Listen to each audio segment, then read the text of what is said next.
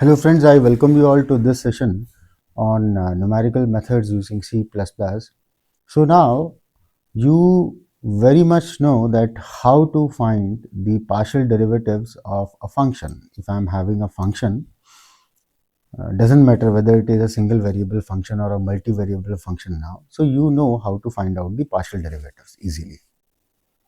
Now there is several instances where you can use these partial derivatives, and one such place is the gradient of a function.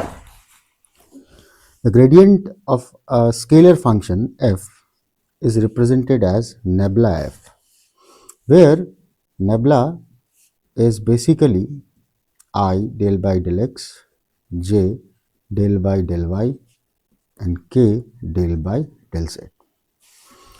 That means it is basically a vector function nabla which operates on a scalar variable and will return what? Will return a vector. So, what is gradient of f? It is I del f by del x plus j del f by del y plus k del f by del z, del f by del z. Now, if you look this particular thing, and I must say, by now you have already figured it out that these things you have already evaluated.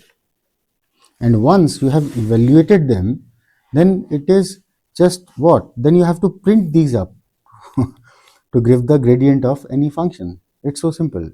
Gradient basically tells you that how fast a function changes at any particular point. So let us directly jump to the program itself. So what I'll do is I'll create a new file and save it as grad.cpp, and then I'll copy my old code.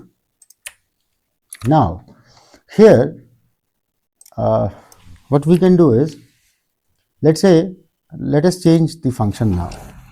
Let's say I am having a function xyz, and let's say it is x square y square plus xyz plus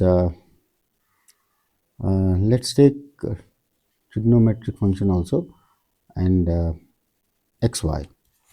So now this is my function, let's say x square y square xyz and sine xy. So let us insert the function there. So x square and then y square.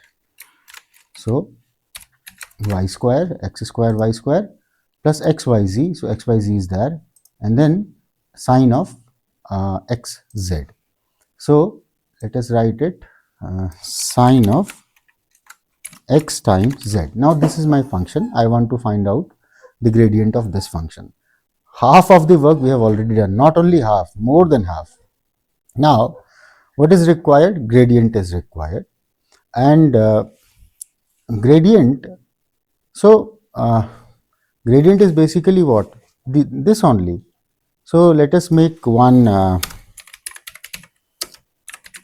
grade, basically an array of 3 elements, and supply these to the elements of this grad. Okay, and here with this let me tell you that how to write a for each loop. Okay, so this is the thing which you will also learn from here. So let us make one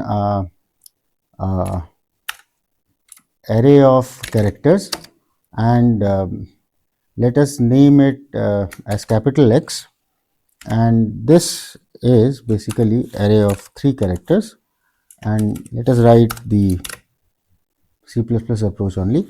So the first one is x, sorry, the first one is x, then y, and then z.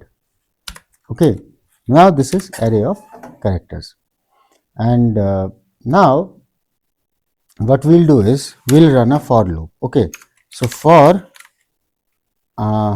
char I in x. So this is what? For each element. So this I is no more an index now. This will be basically representing the elements. For each element in x, what we have to do? we have to evaluate these and pass on to this grad. Okay, so what I will write, grad, and then uh, uh, so now there is okay, this is something which I have to be cautious, because I also want an index. So let us write the conventional way only. So for int I0, I less than 3, I plus plus, and then why I have switched this reason is very simple, friends. I don't, what I want index also, because here I can do with no problem, but with gradient I have to give gradient 0, gradient 1 and gradient 2. So it should come like that only. So grad I will be what? We'll take this, control X we'll do right now, and then here everything is same except this. So here what we'll pass, we will say xi. So it will do what? It will first, for 0 it will take this x, for 1 it will take y, and for 2 it will take z, and that's it. So now we have to print the gradient also. So let us do it here, and now I can show you that for each loop. So for uh, now auto, because if you don't know anything, the best way is to use auto. So for auto, I in grad, so from here what I'll do is I will print the gradient. How? Like this. So the first one will be this one I, and then we'll be giving spaces so that it looks better, and then we'll be closing it. That's it. So how it will work?